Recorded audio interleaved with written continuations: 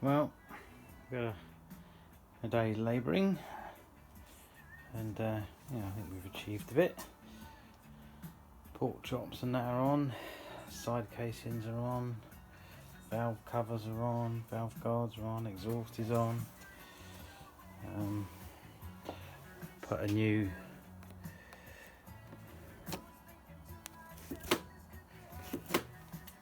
heated grip on.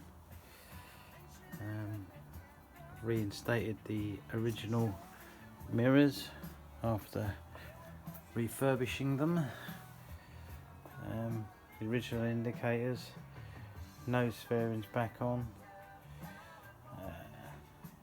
Fitted a new belly pan down the bottom there, Guzzi brine belly pan.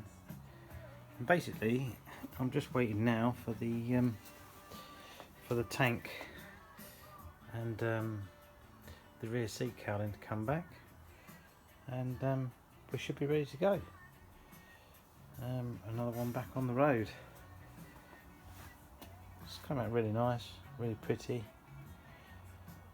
Yeah, very pleased. So yeah, all in a day's work, as they say. Looks quite sort of funny without the tank on it. Interesting, eh?